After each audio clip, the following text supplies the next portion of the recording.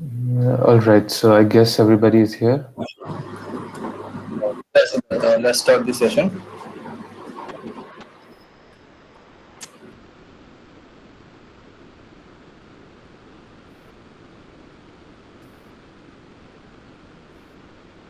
Yeah, can you guys see my screen? Yes, yes. Yes, sir. Yes, sir. Yes, sir, Okay, it is so visible. I guess most of you completed the HackerRank challenge that was sent in the last week. All right, so we will just quickly go over all the questions that we gave to you in the HackerRank challenge, just so that you know what's like. If there are some of you who couldn't solve it, they will know how to. Okay, so this is the first question. We have to just print "Hello World." Like it's the simplest question you will find in any language. All right, so first we have the print statement already written out for us. And inside the statement, we have to write hello world, but there are some differences. Like there's this comma here, and there's also this exclamation mark here. So including that, we will write hello, comma, world, and the exclamation mark. And when we run the code, we should get like we have passed the test case. All right, so this is very simple. Let's quickly take the next question. All right. So this is a little tricky. It's tricky because there are two test cases. So whenever you are writing program, let's say you are writing a program for yourself in PyCharm or any IDE you like, you are in control of both the input and the output. But when you're competing in a site such as HackerRank, CodeChef, or CodeForces, what happens is that the input values, like when you take an input from the user in this case is the website you are coding on. Similarly, in this case, HackerRank will provide you the input numbers. So for that, we just take, let's say, a number n is equal to input. Okay, we haven't studied the input function yet, so if you're confused what this stands for, don't worry about it. We will cover this in depth. For now, just know that when you use the input function, the user has the ability to enter a value, and that value will be stored in the variable that we have declared. Okay, so we have n is equal to input, and we have m is equal to input. So we will take two numbers here. But the problem here is whenever we take input, the input is always in the form of a string. So like, even if you enter a number, the number will get inputted in the form of a string. That's why we have to convert this into an integer. And we convert this into an integer using the int function. So we will write int here, and we will close the input in a bracket. Similarly, we will write int here too. We will close this in the bracket. Then we will print. What do we have to print? Like if there are two inputs, 3 and 4, we have to output 7. So we will output n plus m, which if it's when it's 3 plus 4, it will be 7, and when it's 87,674, it will get added accordingly. So let's run and see if this works. Yep, as you can see, it's positive for both the test cases. Okay, does anybody have any questions that what we did for input here?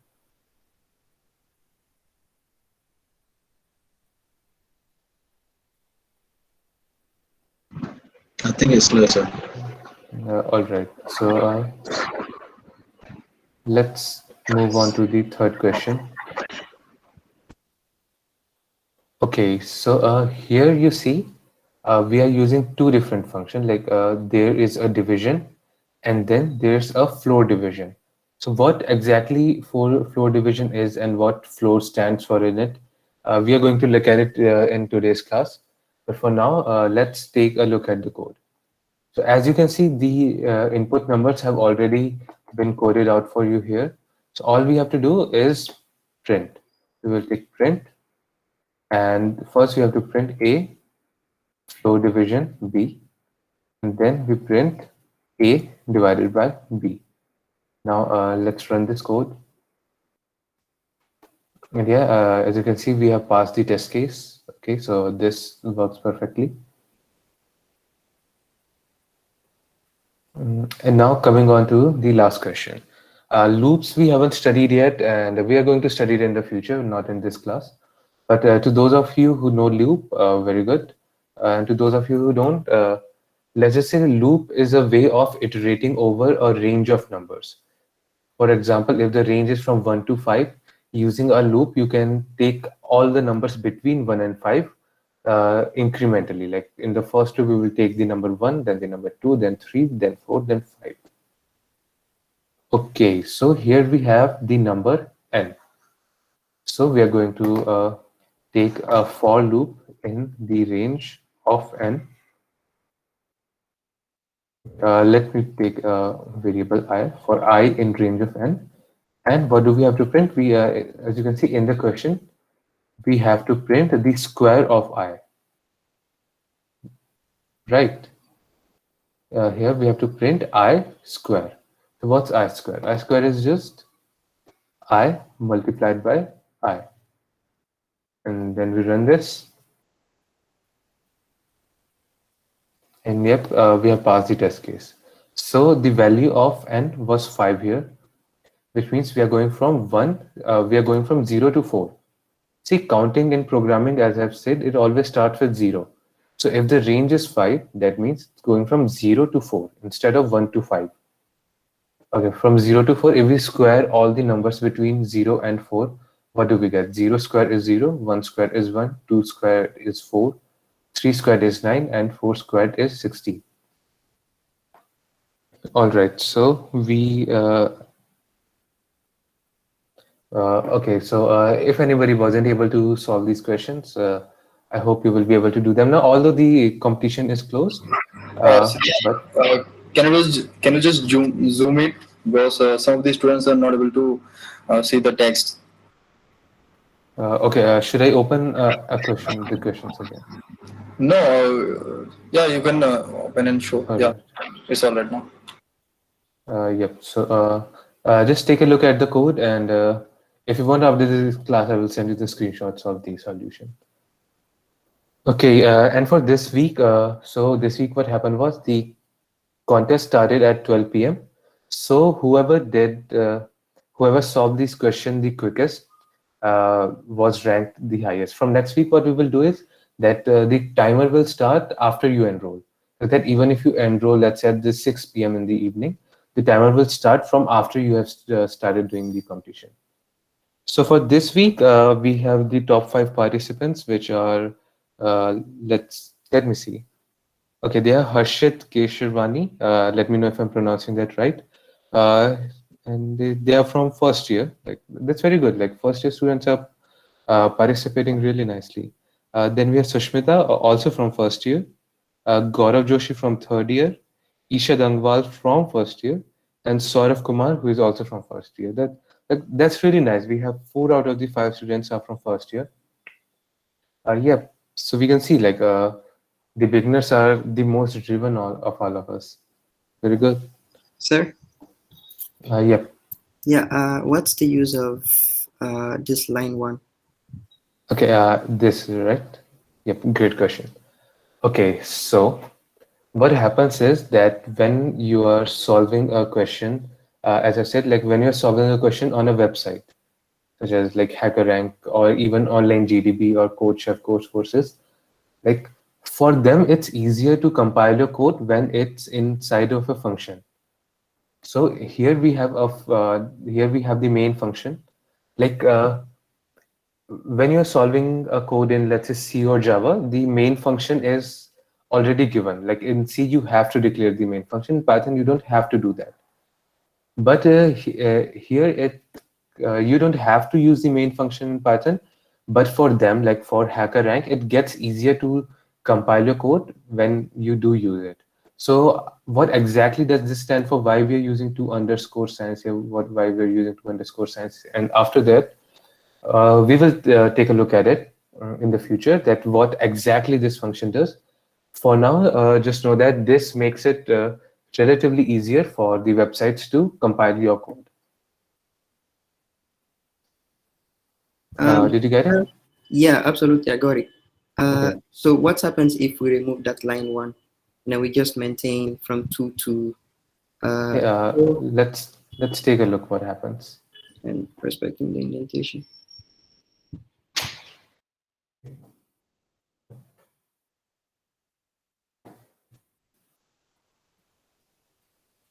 Yep, it still runs. That's because we have, so for now, we have set this quiz. Like Parvez and Ritik worked really hard on it. So this still works. But when you're competing at an, let's say, an international level, removing it might not be the best case. Because you're competing with, because you don't know how what the people who have set the quiz, you don't know how their backend is set. So that's why it's always preferable to leave it in. All right, sir. Thank you. Okay. So how many of you know about GitHub? So let's just first just let me Hello, go sir. to GitHub. Hello, sir. Yep. Can you please explain the fourth line? I want to know why you have the I asterisk I. Okay. So I means we are multiplying I by I. Siddharth, Yeah. just take one variable and print I into I, then print that variable. Then they can understand. They could relate with that. Okay. Let me do this in idle. Yeah.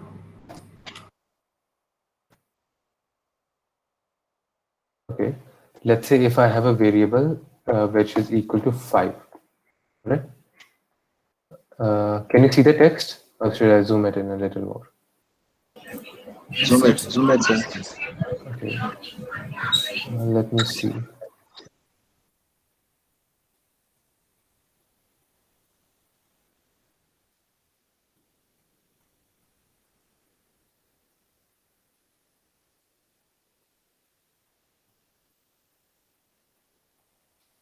All right.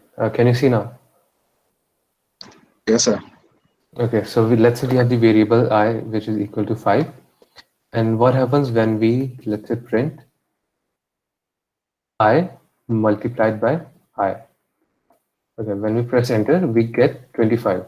What's happening here is this, we have this I here and this I here, and we're multiplying both of them. So 5 multiplied by 5 is 25. So what's happening here is that you are multiplying I by I throughout the loop. Let's say the range of the loop is 5. So I'm multiplying I multiplied by I 5 times. That's why we have 5 outputs here, and each of them is a square of the number which is inside the loop. Is that all right? Excuse me. I have a Yep. question again. Okay. Yeah, there was like a question in the quiz which I didn't clearly understand. What's the use of the sign on top of 6 on the keyboard? Like there is a sign on top of 6, right? Okay. Yeah. Yeah. You mean this one, right? Yeah, absolutely, that one.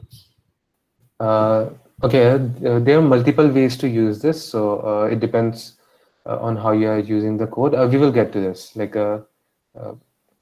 We'll get to this in the future. I will have also, because there are multiple cases in which you can use this, so I will have to confirm how the syntax works for it. And when we'll get to it, I will get back to you. All right, last question. Okay. Like for the comments, a single line comment in Python, do we use like double slash or we use the hash on top of 3? We use the hashtag on top of 3. Yeah, but in the quiz, like when we selected this hash, it said that the response was not correct. So the quiz in the Google form which happened this week, so what happened was we outsourced the questions. Like the questions were not set by, so there were many errors in it. Don't worry about it. That quiz will not be counted. Next week you will have another quiz, and from that quiz onwards, we will start counting your grades. All right, thank you. Okay. All right. So let's take a short look at what GitHub is. Okay. So I have the profile open of Parvez here. Like if you look at it, like it's a really nice profile. Like for many people, the homepage is not as decorated as this is. Like it's really decorated. Okay. So I have a task for you all. Like I hope if you haven't already, go to github.com and then make an account. Okay. And after you make an account, you will see your logo here. Click on the drop-down list and then click on your repositories. After that, you will see this option of creating a new repository. You just click on it, and then you can name your repository anything, and then create it. Like if you want, you can add a README file. Okay, let's see what a README file. A README file is, let's say you are working on a repository that has multiple code files. Like it has 4 or 5 or maybe even hundreds of hundreds of different files, and each of them contain many lines of code. So in that case, when let's say if someone else visits your repository from outside and you want them to understand your code, in that case, you can add a README file, and then the README file, you can explain everything that you have done. And that way, whenever someone visits it, you will be, that person will be able to just read and understand what your project is about. So what I want you all to do after this class is that go on github.com and make an account and then make a repository. Like you can name a repository anything, but it will be helpful if you name it close to the name of the class. Like you can name it P2P Python programming or something like that, or maybe even just Python programming. And when you've done it, in the future, maybe we will even conduct some assessment based on GitHub. Excuse me. Yep. Could you please go back to your profile? All right. Not this one. The previous one. All right. Parvez's profile. Yeah. Yeah. How did you get to have such a nice profile like this? Okay. Let me just show you what exactly happens here. So that show him that repository. Yep, this one, right? Ahmed 111, yeah. Yep. Okay, so what you have to do with this, as you can see, Parvez here has his ID, which is Parvez Ahmed 111. Okay, that's his ID on GitHub. So what you have to do this is you go on GitHub, you create a repository, and the name of the repository has to be the name which is your ID. When you do that, there will be a prompt on GitHub that you have unlocked a special feature. Okay, so let's take a look at his repository. As you can see, okay, Parvez, which file should I open here? Open the README file. Yep. Okay, this one. And then raw. Raw. Yep. So you can see here, like Parvez has written lots and lots of this is HTML code, and using this HTML code, he has basically made an integrated web page which makes his profile look like that.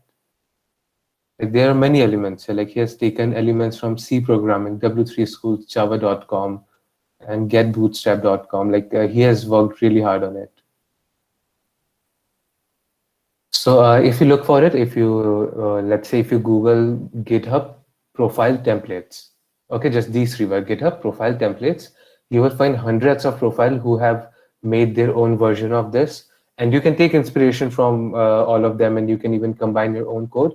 And it's better if you come up with your profile yourself, so that it will contain your originality. Like it will show the way you think. Instead of like you can also copy from other, like I can just copy paste all of this code and take it to my site. It may take it to my profile, but that's not really helpful.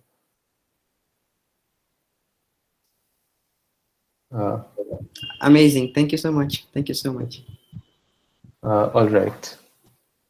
So next we have, okay, so if there are some of you who don't know anything about GitHub, let's say you're confused that what a repository is or what even a GitHub is. So a few weeks ago, we had a session which covered almost everything on Git and GitHub. So Parvez, can you please send the link of that video in the chat box? Guys, those videos, we have uploaded those videos in the YouTube channel of Technova. So I will just put the link of those videos in the chat section. You can check. All right. Okay, I have that channel open. Let me see. All right, here.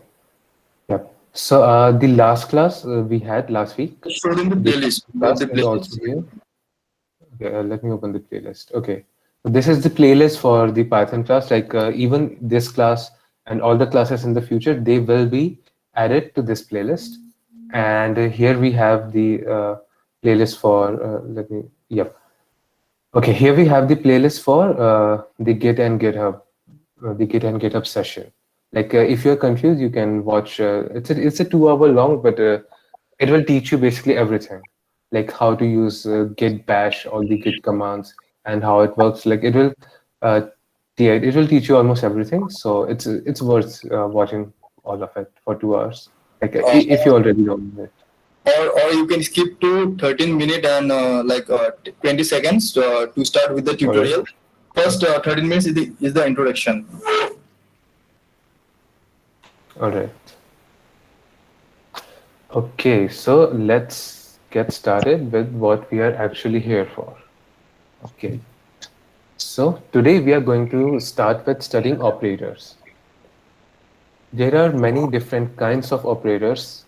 There are bitwise operators and there are arithmetic operators. Like there are many different kinds of operators. So let's just get started, and then one by one we will take a look at each of them. Okay, so first in this example we have an arithmetic operator which is just addition. And I'm assuming all of you already know how you can add in Python. Let's say take a variable a, and I will just write 2 plus 3, and then I print a. Then my output will be 5. 2 plus 3 is 5. This is the simplest arithmetic operator. Okay, so this was your first example, and here we have the types of operators, which are arithmetic operators, which are, addition, subtraction, multiplication, and all that. Comparison operators are when you can compare two different values, if it's greater than, less than, equal to, not equal to. Is that? Assignment operators is when you can declare a variable or you can change the value of a variable. Logical operators are, let's say, the AND gate or the OR gate and the NOT gate. Like for those of you who have studied physics in school, you must know what gates are. Then there are bitwise, membership operators, and identity operator, which we will also take a look at. Some of these we will take a look at in more in depth than others, but we will in time we will cover everything completely. Okay, so the first four arithmetic operators: addition, subtraction, multiplication, and division. Okay, do I need to cover this, or I'm assuming everyone already knows how these works. So please continue. Okay, Yes, sir, so it's clear. okay, so let's get started with the modulus operator. Like in programming, this will probably be the most useful operator you will come through. So let's take a look at how this works. Okay, we will take the same variable a and we will type 5 mod 2. Yep, here we have 5 mod 2. And then we print this and we get the answer 1. So can anybody tell me why we are getting 1? Like how do we get to this answer, which is 1? Like what's exactly happening here? Remainder. It reverts back the remainder. It calculates Yep, the remainder. exactly. Yep, you all are right. This 1 is the remainder when you divide this. So when you divide 5 by 2, what do you get? 2 multiplied by 2 is 4, and 5 minus 4 is 1. So that's how you get 1 here. So what happens when we don't have a remainder? Let's say we take 6 here. Okay, we all know that 6 divided by 2 is 3. That means there's no remainder. There's no remainder, sorry. Okay, so there's no remainder. So when we print this, we will get the value of 0. Okay, so this is very useful. Like you will come across this lots of time when you are programming. Okay, then we have exponent, which let's take a look at what an exponent is. Okay, first let's start with the example, which is, all right, 5 star star 2. What's happening here that if we only put 1 star and then we print this, we will get the output of 10. What's happening here is that 5 gets multiplied by 2. 5 multiplied by 2 is 10. But when we take it as an exponent, this means 5 raised to the power of 2. And 5 raised to the power of 2 is 5 multiplied by 5. And 5 multiplied by 5 is 25. So when we print this, we get the output that is 25. And we can just change this number. If we put 10 here, we should get 100. And we print this, and yep, we get it. We get 100 as the output. And we can change this number here. Like if we enter 5 here, we will get 10 raised to the power 5, which is 100,000. All right. Okay, now let's move on to floor division. Okay, so when we divide 5 by 2, what's the actual output of it? 5 divided by 2 is 2.5, right? And so when we divide 5 by 2, when we print this, we get 2.5 as the output.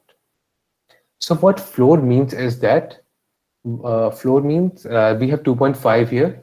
So the floor of 2.5 will be 2. So in floor, we have to take the nearest integer, which is less than the number. So which integer is closest to 2.5, but it's also less than 2.5? That is 2, right? So if we divide this here, we get 2. So let's say even if you have a number of, let's say 2.9, that won't go to 3. 2.9 will also get rounded down to 2, because it always takes the number which is less than the given number.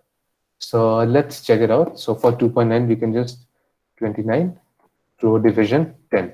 The answer to this is 2.9, but when we floor divide it, we get the answer of 2, because even 2.9 gets rounded down to 2. Okay, any Sir? questions here? Sir? Yep. Yeah, so with float, are you trying to tell us that it gets rid of the decimal sign? Yep, exactly. It just eliminates everything that's after the decimal. Okay, sir. Thank you. Yeah. Okay, so now we move on to comparison operator. So let's say you have two different variables or you have two different numbers and you want to compare them. So first we have the greater than operator, which is if you want to check if one variable is greater than the other, or if it's less than the other, or if it's equal to the other. Let's just check these three first, and then we will get back to the others. Okay, first we will erase this. Okay, let's take two numbers. Let's say x is equal to 10 and y is equal to 12. And in my variable a, I will check if x is greater than y. So is x greater than y, or is x less than y? Less than y. Okay, so x is less than y. But here I am asking Python if it's greater than y, and it is not. So what will happen is when I print this, I will get an output of false. So why I'm getting here false, because I'm asking Python if x is greater than y, and Python knows that it isn't. Like x is less than y, that's why it's giving me the output as false. So if I turn this around, if I check if x is less than y, this is true. X is less than y, like 10 is less than 12. When I print this, I will get the output of true, because this statement here, it's true, like x is less than y. Okay, so now let's take a look at the equal to operator. So we'll take a look. So is x equal to y? It's not, right? These are two different numbers. X is different and y is a different number. So when we print this, we again get false. So what's important here is, as you can see, we are using two equal to signs here. We are only using one here, but we are using two here. So the difference between these two is that when you use one equal to sign, it's for declaration or it's for assignment. Let's say if you want to declare a variable and assign it a value, or if you want to change the value of a pre-existing variable, in that case, you use one equal to sign. But if you want to compare two variables, in that case, you use two equal to signs. Okay, I hope that's clear. Yeah, now Yes, we sir. move on to the other three operator, which are not equal to, greater than or equal to, and less than or equal to. All right, so if we write here, x is not equal to y. what will happen here? Will the output be true or will it be false? True. True. True, yeah. X is not equal to Y. So which means that this statement is true. So when we print this, we get the output as true. Similarly, okay, let's take a look at the less than equal to variable. So here Python will check for two conditions and it will check for those two conditions different, one after the other. Like those two conditions are independent of each other. So is first we have this less than variable. So is X less than Y? Yep, that's true. And the second condition is X equal to Y, which is false. So we have two conditions. The first is true and the second is false. But since the name of this operator is less than or equal to, or means that either one of them has to be true. Like if even one of the two conditions are true, then the output will be true. So when we print this, we get the output as true because at least one of these conditions is true. And if we type greater than or equal to, and then we try to print this, we will get the output as false because both of these conditions are false. X is greater than Y, that is also a false condition, and X is equal to Y, that is also a false condition. But let's change the value of Y. Let's change it to 10. And in this case, we have one true condition, right? X is greater than Y is a false condition because X is not greater than Y. But X equal to Y is a true condition. So just because one of these two conditions is true, when we print this, we will get the output as true. Okay, any questions up till here? No, sir, it's clear. Okay. Let's move on to the assignment operators. The assignment operators are mostly used in loops, but we haven't covered loops yet. So I will just introduce them at a surface level, and then we will see them again when we get to loops. Okay, so we have been using the equal to operator through. Let me just comment this out first.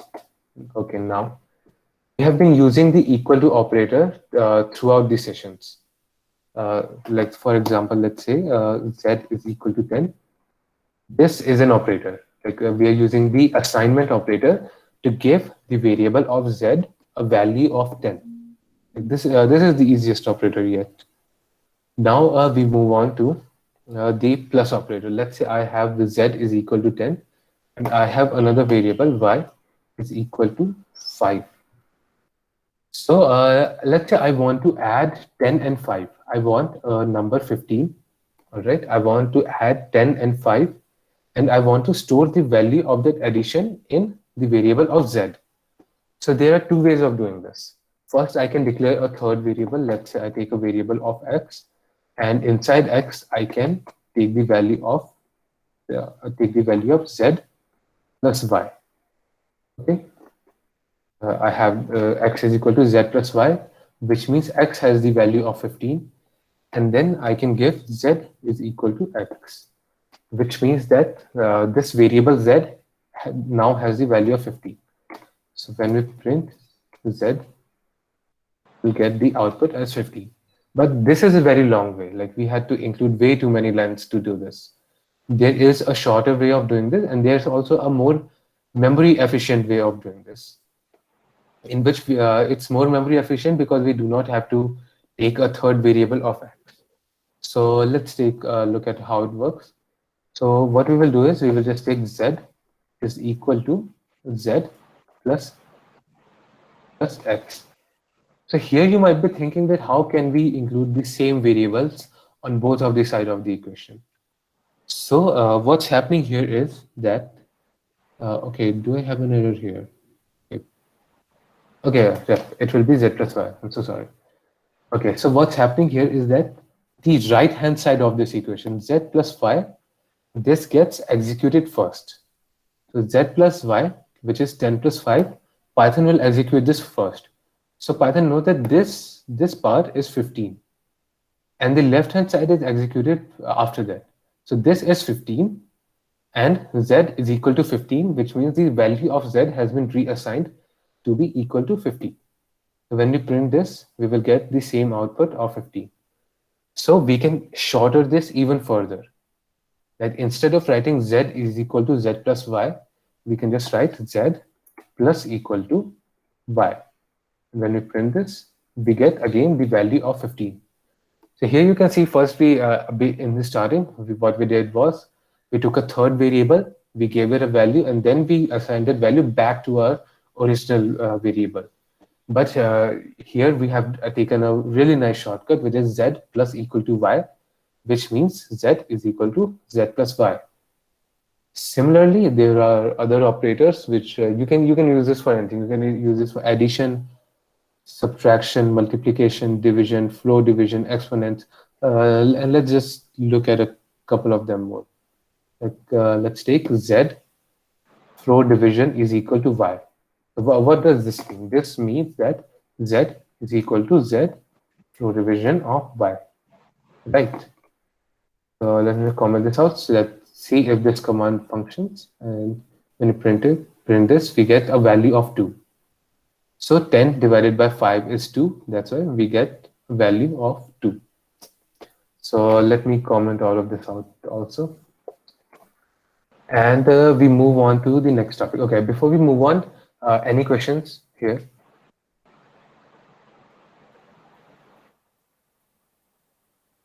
Okay, anyone?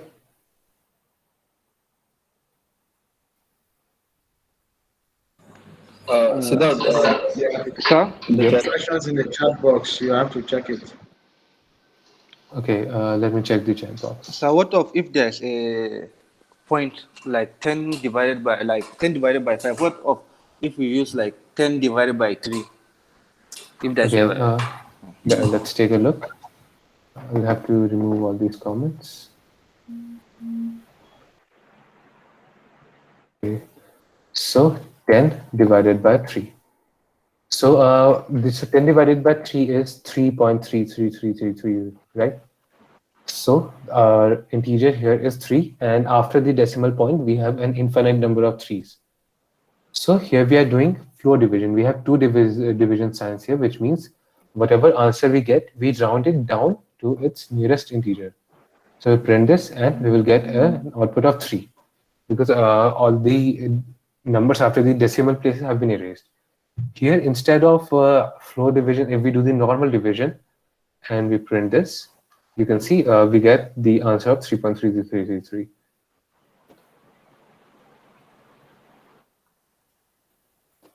Yeah, all right. Thank you, sir. Okay, let me take a look at the questions.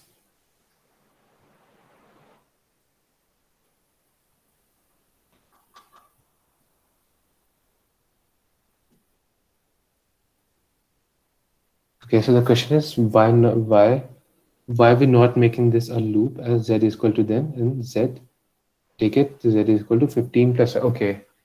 Okay, so your question is that if we want to repeatedly add y to z, let's say if we want to add z plus y plus y plus y n number of times, in that case we can make it a loop, but here we only wanted to do it once.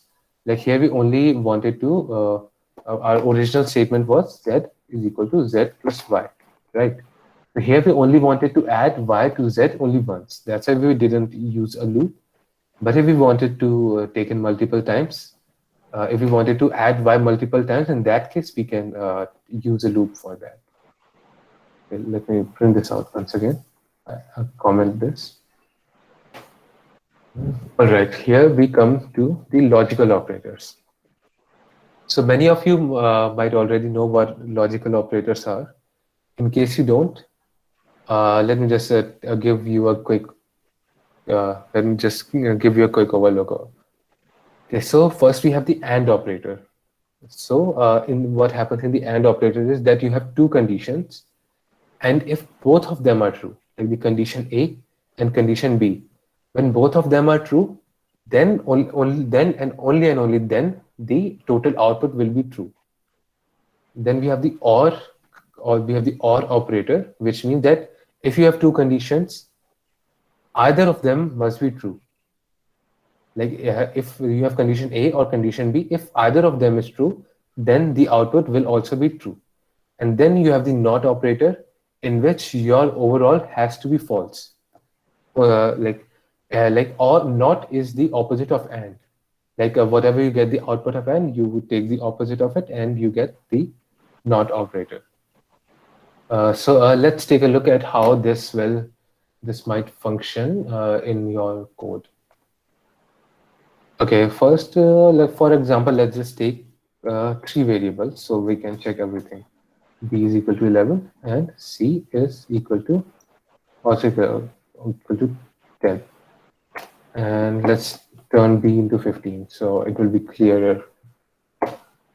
Okay, so we will take another Boolean variable. Let's take the variable name as var. All right, so we'll take A is equal to B and B is greater than C.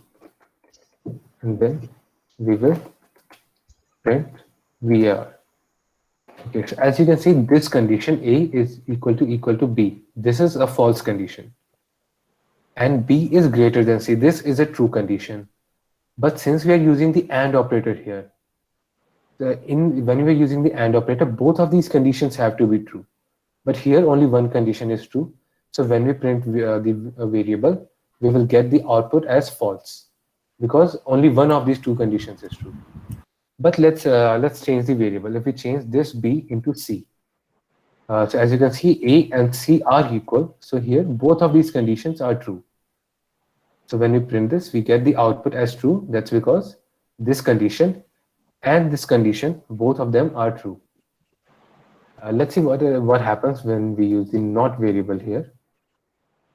And we print this. Okay. I'm so sorry. The syntax for not is used in a different context. I will have to take a look at how exactly we use it, and I will get back to you all. Okay, let's take a look at the or variable in the meantime. So in the or operator, either of them has to be true. In this case, both of them are true. That's why when we print this, we get the operator as true.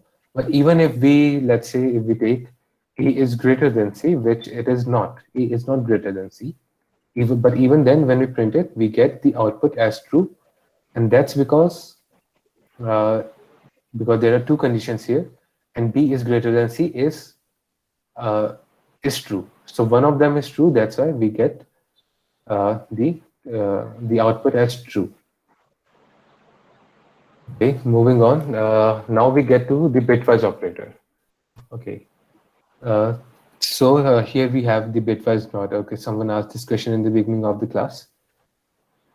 All right. So bitwise operator is mostly used in competitive programming. So let's say you have a number. Let's say you have a number which is 4. Sir, Yep. can you move slowly, please? Okay, You're well, too a fast. little slower. You're too fast. All right. Okay, so here we have the bitwise operators. Bitwise operators are mostly used in competitive coding. Because let's say you are in a competition of, let's say, 2,000 people, and the person who solves the question the fastest gets the prize. And solving the fastest doesn't only mean that you have to type the code the fastest. It also means that the execution time of your code, that also has to be really fast. So in that case, we use the bitwise operators. Okay, so what happens in bitwise operators is that, let's say you have a number of 4. Okay, so and let's say you are programming on your computer. Your computer doesn't understand what 4 is. Let's say if you have taken a look at binary, as you can see, we have binary numbers here. Let's say 00001110. Your computer only understands in binaries. It only understands zeros and ones. So, and on top of these binaries, we build assemblies, then we build compilers, then we build the programming languages. That's how we can interact with the computer using programming languages. But what happens in bitwise operator is that, let's say you have a number of 4, which you can see we represent the number 4 using 0100. So let's say you want to add something to 4. Let's say you want to add 4 plus 2. In that case, the simplest way would be to just simply add it, 4 plus 2, and you will get the answer very quickly. Let's say you want to improve your execution time even faster. You have to, let's say if it's taking you 0.1 second, you want to take the 0.1 second to 0.001 second. In that case, you will use a bitwise operator. So what bitwise operator does is that it will take your number 4 and then it will convert it into the binary number. And then instead of performing operations on the number 4, you can perform operations directly on the binary number. Like you can perform operation directly on this number, this 00000100. You can directly interact with this. So what happens is that before you had the multiple layers. First you had the programming language, then the compiler, then the assembly, and then the processor which understands in binary. Here you will just bypass all of that. Your programming language will directly connect to your processor. That's why the execution time gets much faster. So if to understand how these operators work, first you will have to take a look at how we represent numbers in binary, how we represent the number in octet value, and how these and what exactly the bit operations are. Like all of these are a little complicated topic. So for now, I'm just giving you an introduction to bitwise operators. What we do in these and how we do in these, we will get back to it later. And since this is a part of competitive coding, maybe we will even get a competitive coder to explain it to you, and they will do a better job, and maybe even Parvez will explain it to you. All right. So then we move on to the membership operator. So a member, what exactly is a membership? Let's say all of you are part of the GitHub club, right? On the WhatsApp group or even outside of that, maybe on the WhatsApp group or maybe on the GitHub, but all of you are part of the GitHub club. That means you are a member of the GitHub club. So let's say Parvez is also a member of the GitHub club. So let's say I'm asking a question. Let's say my question is that, is Parvez in GitHub club? So, and the output of that question will be true because Parvez is in it. So that's why we use the in keyword. As you can see, we have the in keyword here. And that's what we use to find if someone is a member of a greater group. So what can be qualified as a group in Python? A string is a group of characters. A list is a group of variables or a group of values. A tuple is also a group of values. A set is a group of non-repeating values. A dictionary is a group of keys and key and a value assigned to that key. So let's take a look at how this works. We will take a variable name as list1. And inside the list, we will just take 1, 2, 3, 4, 5, 6. Okay. So we will check if 1 in list1. This is not the syntax. All right. Okay, we don't have an example here. Right. And let's say A. Let's just go back to how we were doing this before. All right. Let's say we will just take the variable again, and we'll write 1 in list1. All right. And then we will print A. So tell me, is the number 1 a member of this list? Yes. Yep, it is. So when we print this, we will get the output as true. So 1 is in list1. That's why our output is true. And in case we take the number of 7, 7 is not a part of this list. And when we execute it, we will get the output as false. So if you're programmed in any other languages, there is often a very common question, which is to find the variable in an array. Let's say you are given an array and you have to find if a number is inside of that array. So for that, sometimes you will use linear search or you can use binary search. Like you have to code it yourself. But in Python, you can just use the in keyword and you will be able to find if your value is in the list.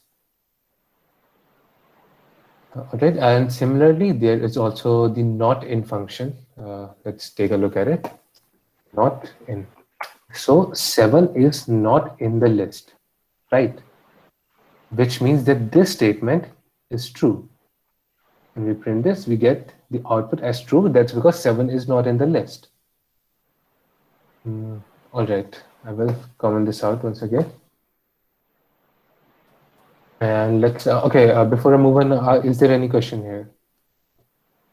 Let me take a look at the chat box once again.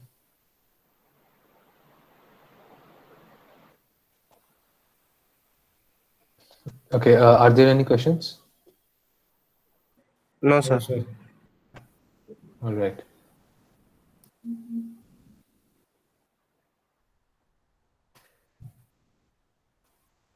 Okay, then we have the is operator. So is basically the rules of is and is not are the same as the rules of English.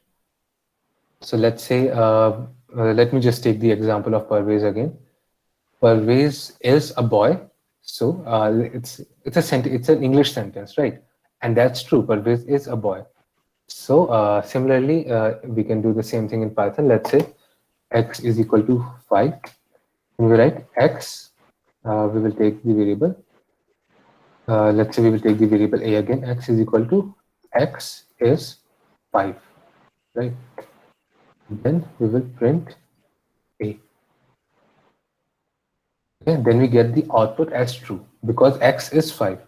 So you might be thinking here, what's the difference between using the is keyword and what if we use the double equal to? If we run this, okay, not this. Okay, we run this, it will again get the value output as true. So in this case, there's no difference. You can use double equal to sign, and you can also use the is keyword. There's no difference between them. But when you are, let's say you're comparing strings or you're comparing a very complicated data type, which has a variable or it has, let's say multiple data types within it.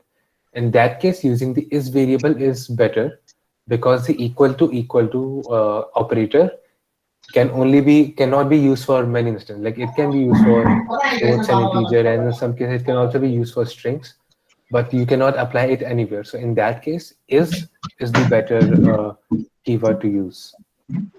And similarly, there is also is not. X is not 5. This is a false statement. When I print this, I will get the output as false. Hello? Yep, Aman, do you want to say something? Okay, all right. Okay, now we move on to typecasting. So we have already studied data types, right? So in data types, even in the last class, we took a look at how we can convert one data type into another. We had taken a look how we converted a integer into a float into an integer, a list into a set into a tuple, and so on and so forth. We have already done that, and let's just officially do it again. Right. So let's say I have a variable var which is equal to the number 5, and let me see if I can convert this variable into a string. Let's say I convert this string var, right? And I will set this to a new variable, and I will name the variable var2 is equal to string var, and then I will print var2. What happens here is that when I print this, my output is the same. My output is 5, but the data type of var2 has been changed from the integer 5 to the string 5. So first we had the integer 5 like this, but after that we have converted it into a string 5, which means a string is what's inside the quotes. So let's take a how do we know that it's a string? How do we know that this string function has actually occurred here, successfully executed? For that case, we will just go back to our type function. and we put a type here.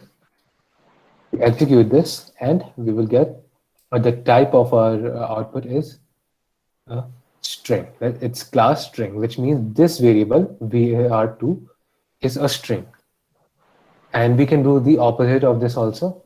Let's say my input is string of 5, and here instead of converting it to a string, I can convert it to an integer. And then I print this, and since I converted it to an integer, my output, the data type of this variable var2 is now an integer class. All right. So here we had this string of 5, and 5 can be converted into a number. What if I had something else? What if I type hello here, and now I try to convert this? What do you think will happen?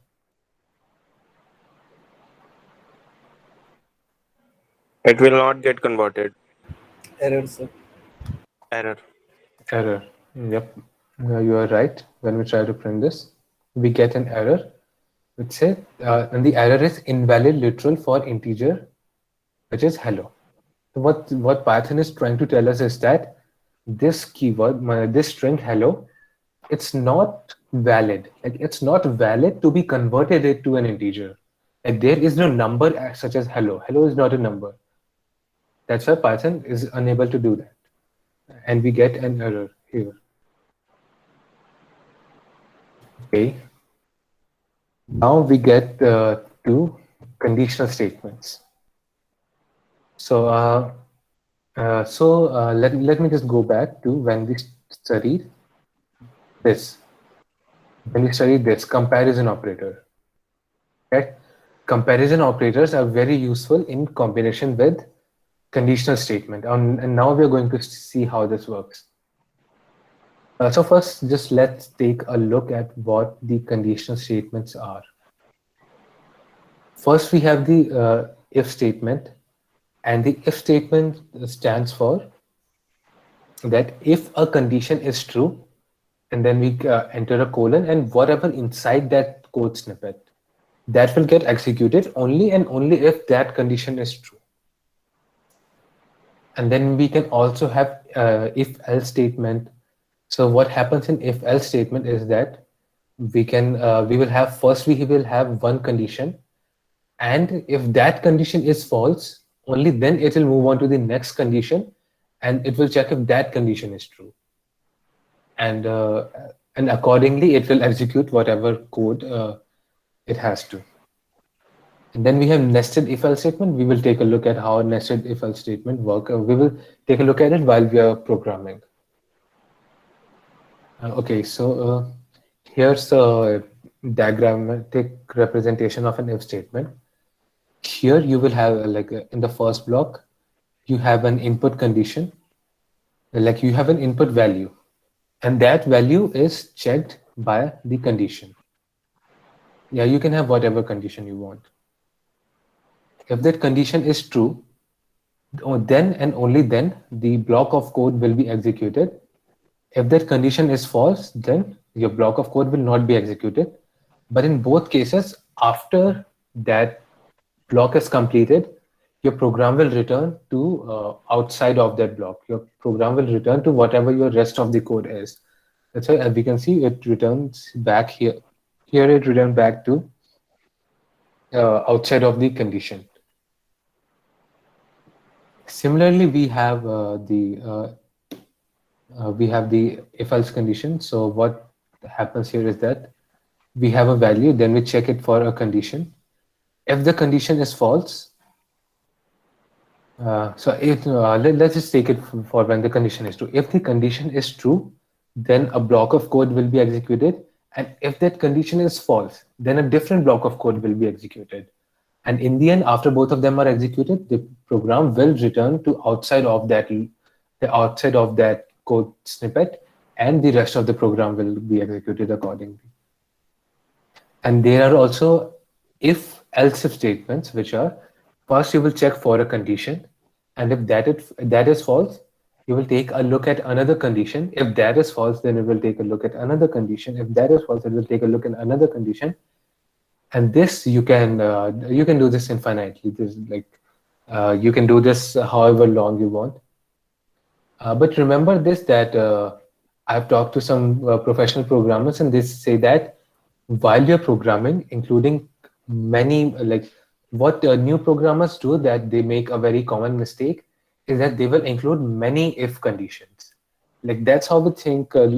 Like when we're programming, when we think logically, that's how we think, right? Like if this is true, then I have to do this, and if this happens, then I have to do this. If that happens, then I have to do that, and we try to replicate our thought process into a program, but that's not a very efficient way to write code. So whenever you're programming, take into consideration that you have to use the minimum number of if and else if statement that you can. Like if you can use something else instead of if and else if, do that. Okay, so here it's 12:10 right now. We will take a 5-minute break, and in these 5 minutes, you can go into your IDE, into your Python compiler, Python interpreter, and I want you all to whatever we have done right now. We have done the typecasting, we have done the membership operator. So go into your IDE and try to execute these programs, and we will start back at 12:15. All right. Okay. And in the meantime, you can also enter your questions in the chat box, and I will take a look at them.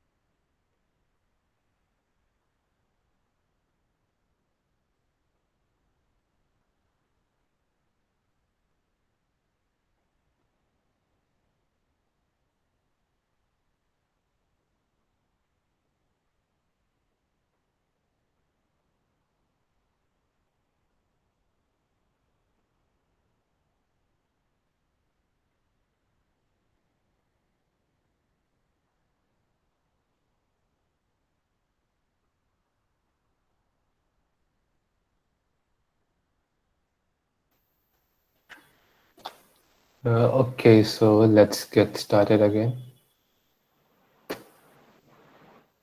All right.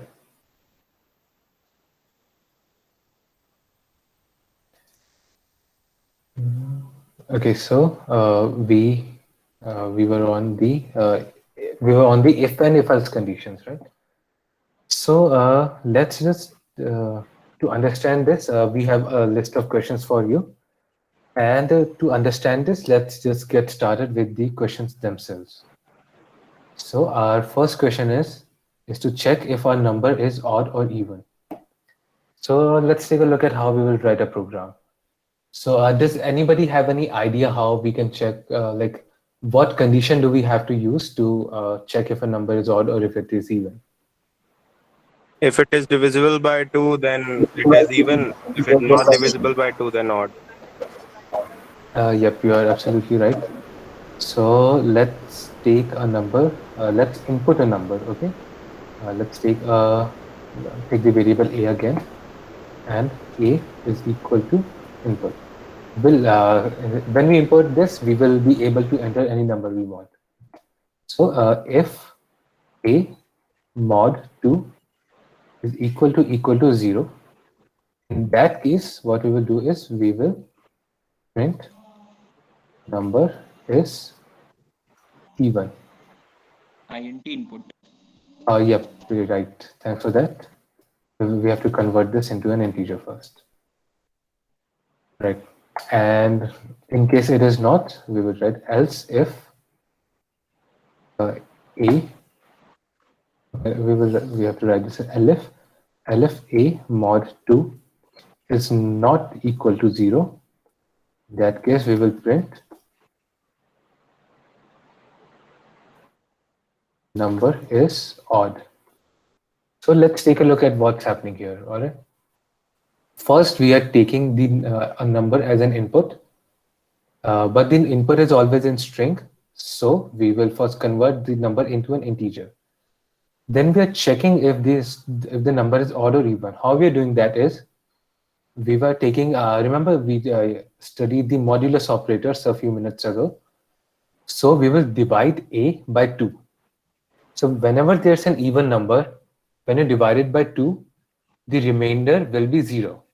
Let's say there's an even number that's 76, and the 76 will be perfectly divisible by 2, and the remainder of that will be 0.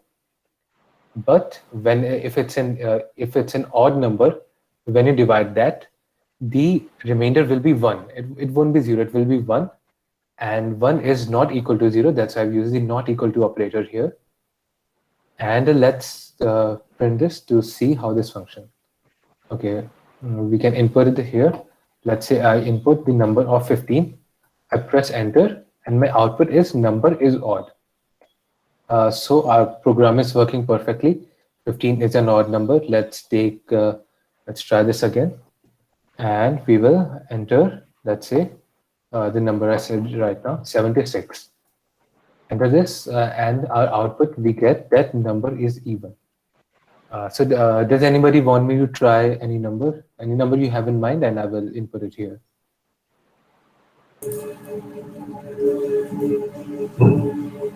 Nine. 9. Okay, let's. Yep. Can Okay. Are you saying? You're saying something? can you explain membership operators? Okay. Let us complete this, and we will get back to it. Okay. So in 9, we get number is odd. That because 9 modulus 2 will be 1, and 1 is not equal to 0. That's why it prints number is odd.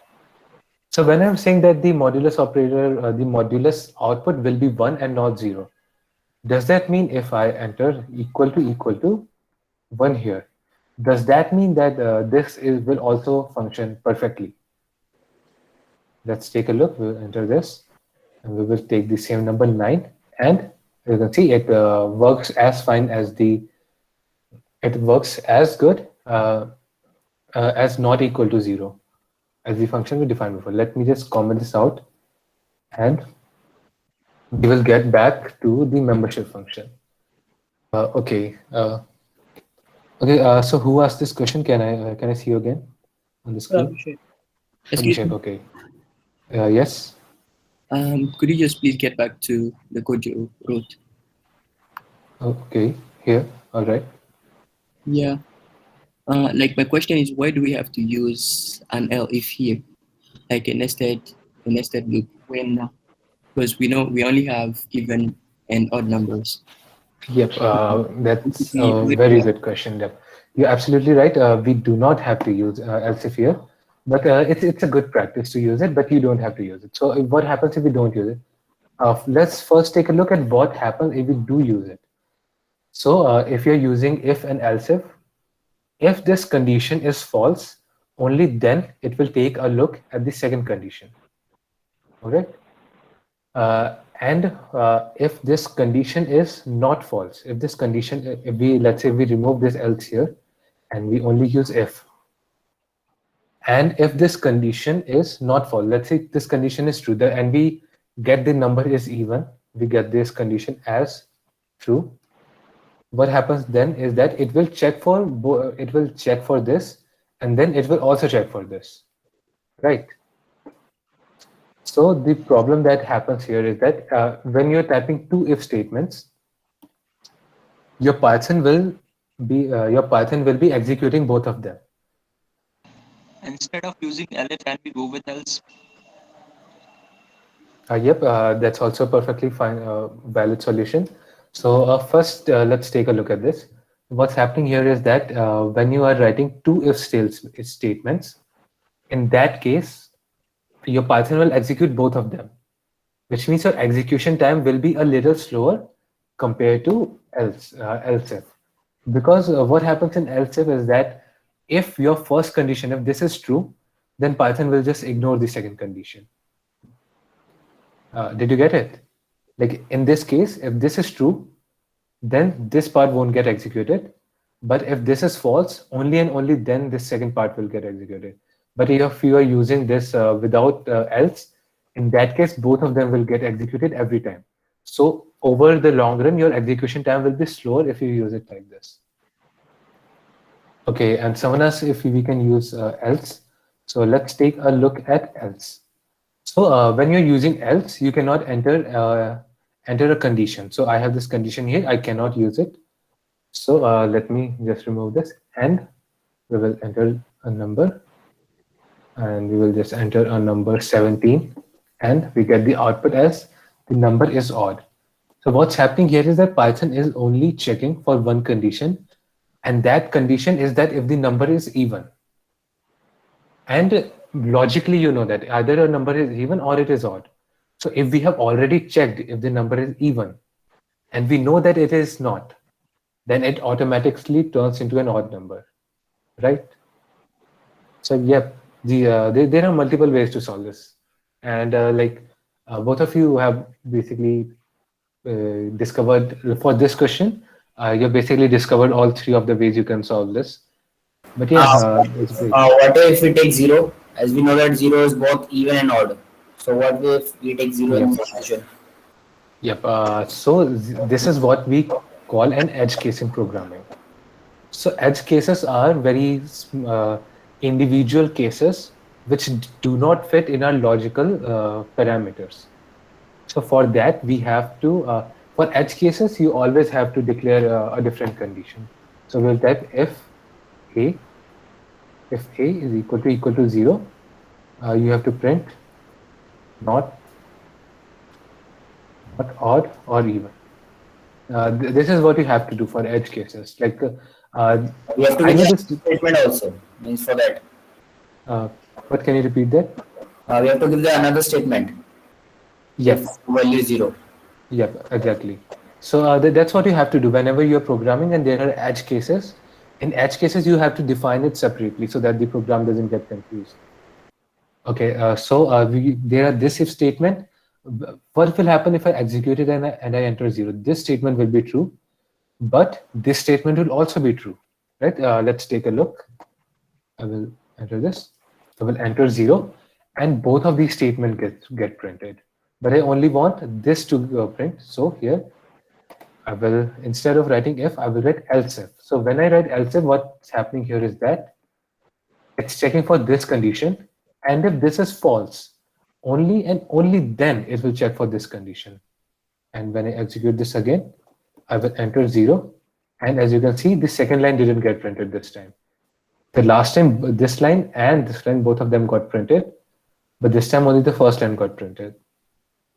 So this is how you will make a program if you want to include the edge case of 0. All right. Yes, sir. All right. Did you understand? Did someone else ask the question? Yeah, totally. Yep. All right. Okay. So Abhishek, you asked for the membership function, right? Okay. Let's get back to it. So Abhishek, you are a member of GitHub Club, right? Yes, sir. Okay. So I can say that you are, since you are a member of GitHub Club, I can also say that you are in GitHub Club, right? That will be a true statement. If I say Abhishek is in GitHub Club, that will be a true statement. If I say Abhishek is not in GitHub Club, that will be a false statement because you are in it. Similarly, let's say we have a group of numbers. Okay, we have a group of numbers in a list. We will take let's take a different example from last time. We have 11, 24, 51, 57, and 68. All right, and we take the variable var is equal to, and let's pick a number from this. Okay, let me take your name also. Okay, I will write a string Abhishek also here. What happens here is that when I will write Abhishek in list 1, okay, is this statement true? Is your name in the list? Is this a true statement? Yes, sir. Okay, this is a true statement. You are right. We'll print the variable, and when we execute this, okay, did I make? Okay, I made a typing error. Sorry. All right. When we execute this, we will get the output as true. Okay, since what we have entered here is in list 1, that's why we are getting the output as true. And let's say if I type my own name here, if I type Siddharth, which is not in the list, and I print this, I will get the output as false. Okay. Okay, did you get this? Yes. Yep, very good. Thank you. Okay, so now we move on to our second question. We will one by one we will cover all of them, all of these questions. Okay, we have to check if a number is it's either positive or it's negative or it's 0. So in the last question, someone asked about if we consider 0 as odd or even. Since 0 is neither odd nor even, we have to take an edge case for that. Similarly, in this question, we're also going to do that. Okay, we have to check if the number is positive, negative, or 0. First, let's take a number as input. We will take num is equal to input, and then we are going to check if num is equal to 0. Okay, we are checking if the input variable, if the input number. Okay, I have to convert this into an integer again. Right. We have to check if the number is equal to 0. If it is equal to 0, then we can just print number is 0. Okay. And what happens if what if condition? Okay, I will write elif. What condition should I use here if I want to check if the number is greater than 0? Number is If I want to greater check, than 0. yep. So if I want to check if the number is positive, I can just write num greater than 0. Write colon here, and I can again type the print statement. Number is positive. Similarly, for the third statement, for now we will use elif. Okay, if num is less than 0, in that case we can print number is negative. And let's try to run this. All right. For the first time, we will just input the number 0, and we get the output number is 0 because our first condition is true. And then let's take a positive integer. Let's take 12. We get number is positive, and then we will input a negative number. Let's say minus 89, and number is negative. So is there a way we can make this code even more efficient? Like I will give you a hint. We have to use an else statement. Like that's basically what we have to use. We have to use an else statement, but in which of these three conditions do we use the else statement to make this code even more efficient? In the last one, number less Yeah. than where we have written number less than 0. Yep, you're absolutely correct. So the reason we can use an else statement here is that we have already checked if the number is 0, and we have already checked if the number is greater than 0. So there is only one remaining possibility, right? We have already checked for all possible cases which are greater than 0. And if the number is equal to 0, so there is only one remaining possibility, that is that the number is less than 0. So if this is false, and if this is false, we can make the logical conclusion that this is automatically true. So because we know that this is automatically true, we don't need to check it. So since we don't need to check it, we will just write else and print number is negative. So this makes our program a little more efficient because Python doesn't have to check for another condition. It can just straight away jump to a number is negative if both of these conditions are false. So let's print this. Let's check it for here once again. Type -9. Enter. We get the output, which is number is negative. All right. Okay. I don't think there's a way you can improve it even further, but if anyone has any idea how we can change this, then you can tell me how we can, if you want to use a different if statement, or if you want to integrate else and if else in a different way. Does anybody have any ideas?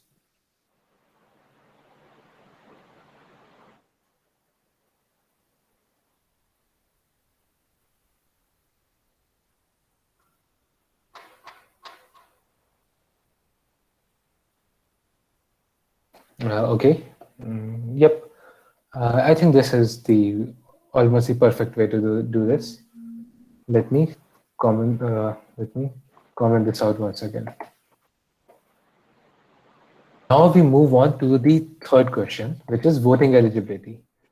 So what's the official age of voting in India? 18.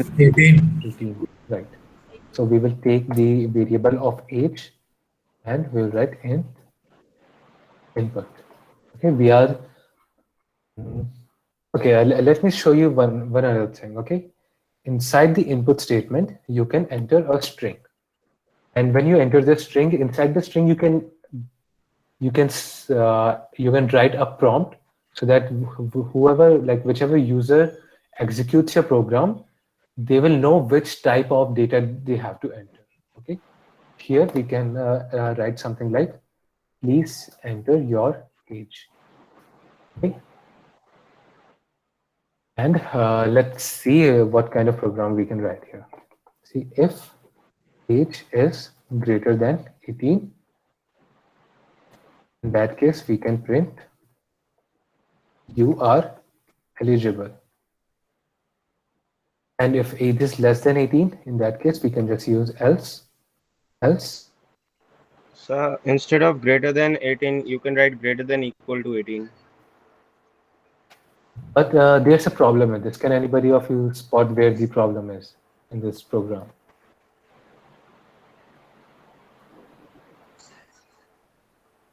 Instead Yep, of greater than 18, you can write greater than equal to 18. Yep, both of you are exactly right.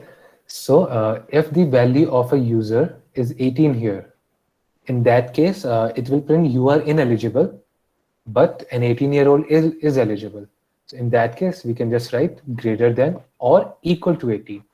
What happens is if the user is greater than 18, or if he or she is equal to 18, in both cases, you are eligible will get printed. So let's run this program. and the PyCharm is asking for my age. My age is 20, and I run this, and it's telling me that I am eligible for voting. So that's great. So we have many first year students here. Is there anybody in the class that's less than 18? Is there anybody who's 17 years old or 16 years old maybe? Do we have any one of them in class?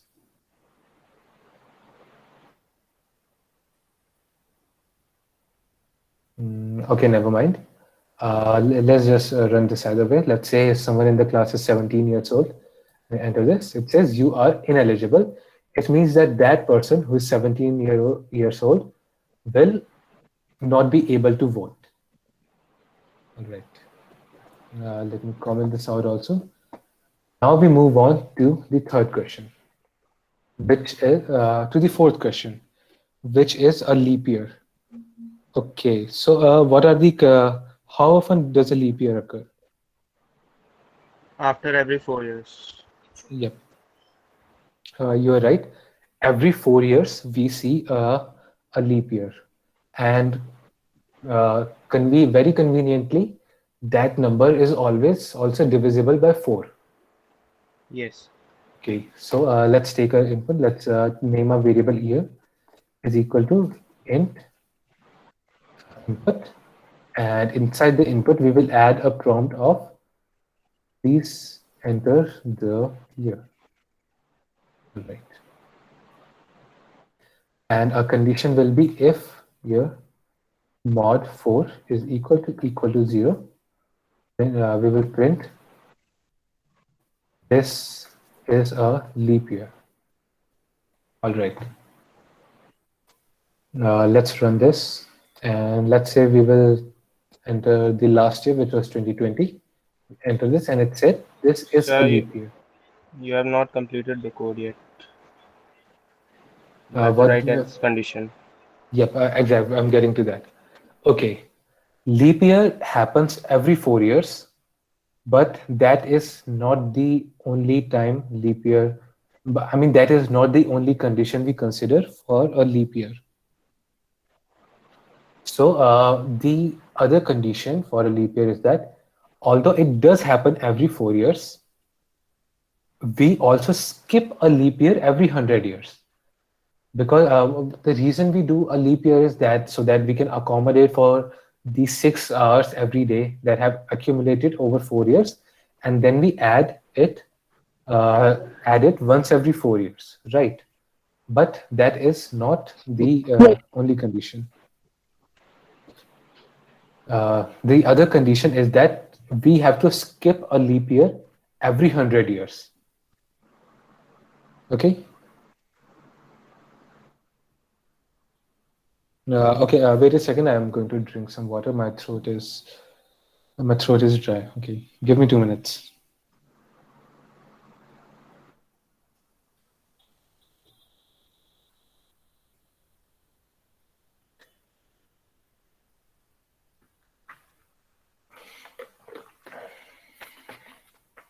All right.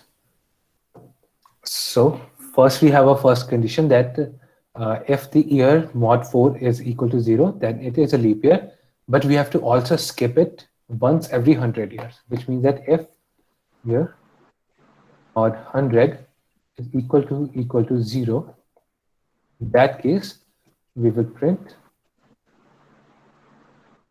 this is not a leap year. Siddharth, Yes. just a second. Guys, I put the 3 conditions in the chat box. You can check those conditions to satisfy the leap year. You can also try to code it for yourself while I'm doing that. Okay, and then we have a final and a third condition, and that is although we skip a leap year every 100 years, but we also count a leap year every 400 years. So that if we have skipped the leap year of the year 2000 and we skipped it for 2100, we skipped it for 2200 and 2300, but we will count it for 2400. Okay, so we have a third condition here, which is if year mod 400 is equal to 0, In that case, we will print this is a leap year. Okay. So first, let's take a look what is happening here. Okay. Let me check if this will work or not.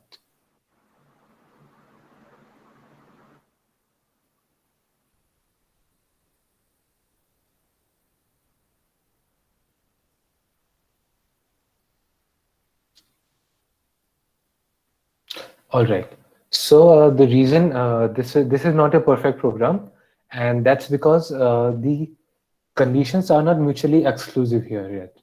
For example, if this condition is true, then although this part will get executed, but there's another clause in the condition which is this, in which case both of them might get printed. Like it will get this is a leap year and this is not a leap year. Both of them might get printed, and that's why we have to use the else conditions here. So let's take a look at the else condition. First, we will check for this condition. If we're divisible by 4, we will print this is a leap year. But if it is not, we'll enter an else statement and we will print this is not a leap year. Right. And similarly for the other two conditions also, we have to enter an else statement. For example, let's come here, type else. And for our first condition also, we have to type else here. Now let's run and see if this works. Please enter the year. Let's enter 2000. This is a leap year. And let's check for 2000. Let's check for 2004. 2004. It says this is not a leap year. Okay. And I think there's a mistake here. Let's see if we can spot it.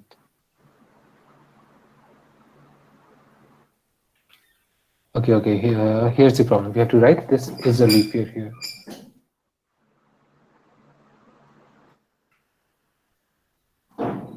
Hold on a second. Yep, okay. All right.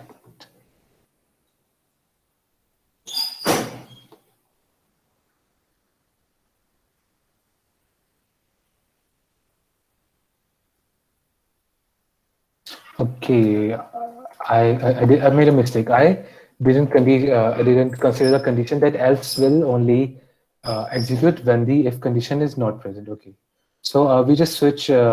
We just had to all we have to do was switch this and this, and now program should work perfectly. We enter the year 2004, and we get the output that it is a leap year.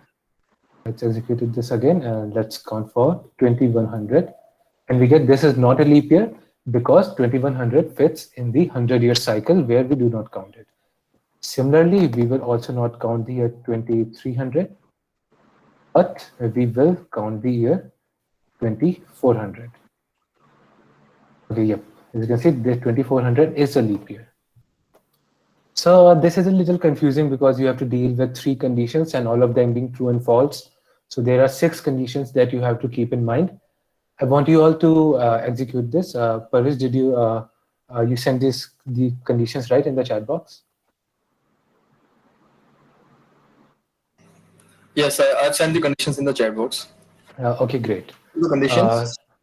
So after this class, if you want to really understand this, how this exactly functions, you can take a screenshot of the code, but don't try to copy it. Take the conditions and try to code it yourself. Like keep altering if you don't get it right the first time, like even I didn't get it right the first time. Even I had to change my sentences one time to get the code working correctly. So even if you don't get it correct the first time, keep altering your code little by little, so that sooner or later you will be able to execute it perfectly. And even then, if you're not, then you can take the reference of the code here. You can take a screenshot of this. Guys, it's a little bit tricky question, so it will take time to understand, but Once you understand, you will get to know the concept behind it. It's a little bit tricky. Exactly.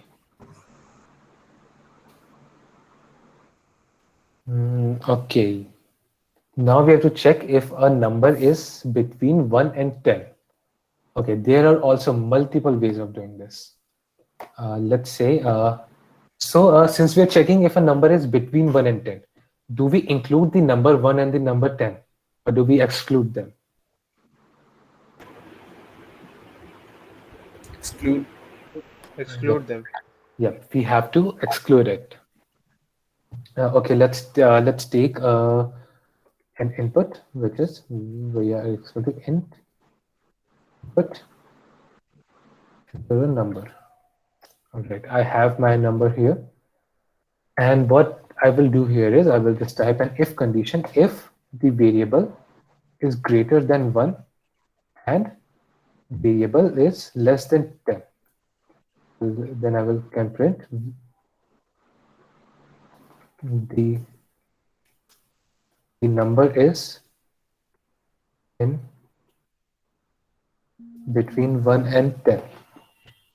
All right, so what's happening here is that I take a number, and since the number is between 1 and 10, it has to be greater than 1 and it has to be less than 10, right?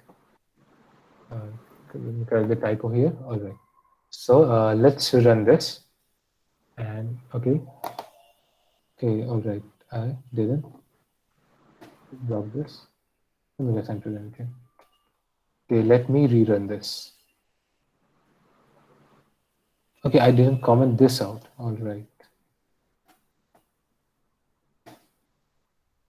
This I need here. Okay, let me rerun. Okay, enter a number. Let's say enter the number 15, and nothing got printed. The reason nothing got printed is that I didn't assign an else statement. Let's do that right now. I will take else, and I will print the number is not between 1 and 10. Okay, and let's run this once again, and I will take another number which is 17. I will press enter, and 17 is not between 1 and 10. Okay, and let's check for a number which is between 1 and 10. Let's take the number of 3, which is the 3 is between 1 and 10. Okay, I have a homework for you all. You have to solve this question using membership function. Okay, the study for membership function is you have to use the in keyword, and I will give you a hint. Make a list from 1 to 10. Not from 1 to 10. You have to decide the range of the list yourself. If you take it from 1 to 10, then 1 and 10 also are included in it. Make a list and decide which number you are going to put in that list. And using the membership operator, check if the number is between 1 and 10. Okay, this is your homework. And just wait a few hours. Let everyone have a try on it. And after, let's say 3 p.m., you can upload. Okay, Parvish, should we make them upload it in the WhatsApp group, or should we make them upload it on the GitHub repository? GitHub. All right, yeah, that's better. You have to make a repository with the name of Python P2P programming classes, and you have to upload all your codes, the practice programs that you will be doing in the class, and everything you have to upload there. Yeah. Okay. So in the README file? Yeah, but if you want, you can add a README file. Like it's README file is not a big issue, but don't for now don't add license and gitignore file. That's a different use case. Just you can add README file. So in the README file, we have to write the code. No. The README file you will. Okay, so the README file. Just show them. Just show them. Okay, I will open one of my repositories, right? And just try to upload a file. Show them how to do commit. Okay, hold on a second. Let me open my repository. So just show them the drag and drop procedure. Okay. So I have create a repository. Okay, let's create a new repository with the name of P2P class. Okay, I will create a new repository here. I will name it Python, Python P2P, P2P. All right, and this is enough. Okay, and I will add a README file when I create this. So I create a repository. Okay, so here is my README file, and the title of my README file is the title of the repository. So what you have to do in the README file is that you click on the edit symbol, and here you have to write what your repository is about. Let me zoom in a little. In the README file, you have to write such things that if I visit your repository, I will be able to understand what your code is about. You don't have to write a code there. You just have to write what it is about. So here I can write this repository is for the practice questions for Python P2P programming classes, and I can just commit the changes here. Okay, so let's say I copy paste this link and I give this to you all in the, let's say I give this in the chat box. When you land on my repository, you will be greeted with the README file, and you read this line and you will be able to understand like what this repository is for. Okay, that's why we use the README file. And somewhere we have to upload the programs, the codes. Okay, let's go back to the repository main page. Here you can see the add file function, right? You can write upload files, and you can just drag and drop your Python files right here. And then when you drag and drop this, you can commit changes. Show them. They won't understand. Just show them. Okay, let me open my. Put the screenshot. Just you can drop that screenshots. Okay, let me show them. Where's my Python folder here? So as you can see, I have all of these Python files here. Like there's probably, okay, there's over 100 Python files here. I can just, let's take this NLTK file. NLTK is a natural language processing package. And then, okay, you saw this, right? I took a file. Okay, I don't want to, I took a file. I just dragged and dropped it. It got uploaded. And then I commit changes. And both of my files have been uploaded here. All right. This is how you can add your files to a repository using GitHub. You can also use this using Git. When you do this using Git, you have to use the Git bash. Let me just show you what the Git bash looks like. Okay, it looks like your command prompt, but it's a little different from command prompt, but you will get the hang of it. If you want to learn how Git bash works, you can check out the video which Parveez sent the link from a few minutes ago. All right. Sir? Yep. Can you show on your profile how somebody can read that file to be able to see it? Okay. So for seeing it, let me visit somebody else's profile. All right. Okay, let me go and visit Parvez's profile, and I will go to his repositories. Okay, Parvez, do you have the Facebook? Okay, yep. So a few months ago, Parvez and I participated in a hackathon for Facebook, and we also got some prize in it. So what happens is, let me just open the Python file, all right? This is the code he and I wrote for the file. This is one of the Python files. And this is the second Python file which we wrote. All right. But do you think that if I open this repository, do you think I will be able to understand this code? Like, no, right? No. That's why Parvez has written a README file here. Let me zoom in a little. Here is a README file, and in the README file, he has written what this code is about. So what we made a program called a voice-enabled fitness coach, which means that you can just click on the mic button and you can say anything. Let's say you click on the mic and then you say, I want to work my I want to work my biceps today. And then our program will show you exercises related to Python, how to do them, how not to do them, how and what to eat, what not to eat. And depending on that, this is what our program did. And if you read this README file, you will be able to understand how the program works and how to execute the program if you don't know, even if you don't know anything about it.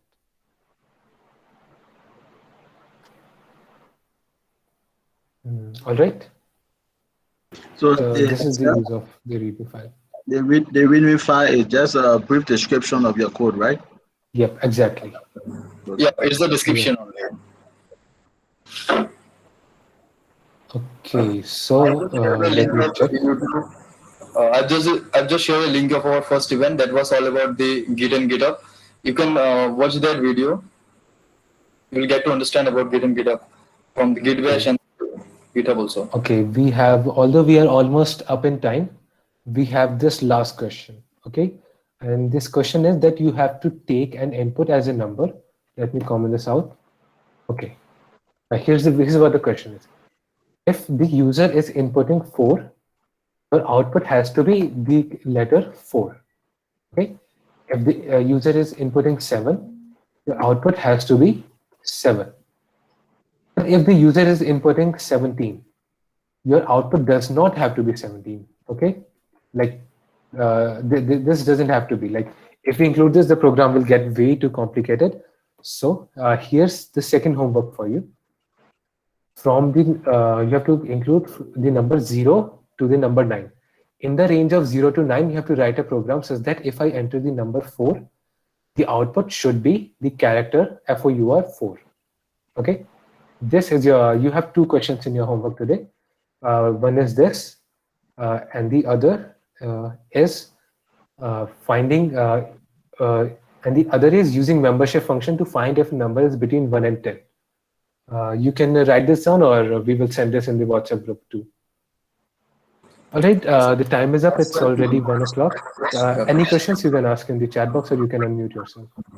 Guys, I have shared the link of the questions and with the solutions, but don't copy the solutions. Try to do on your own first, then go and check the solutions whether you have done it correct or not.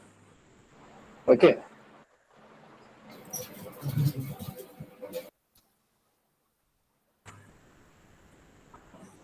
Is there any questions? No, sir. Okay, Siddharth, then we can wrap up. There is no questions. All right.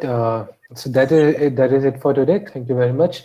Make sure to practice this question. Like even if you like, these questions will not be graded. Like we will not grade you according to how well you solve these questions, but still try to do them. That we tactically select these questions so that they will maximize your learning. Like these are not just some random questions. We have selected them in a way such that it takes you from the very basic, like you have seen the first question was very basic, and the last question includes multiple concepts which we have done. So try to do all of them.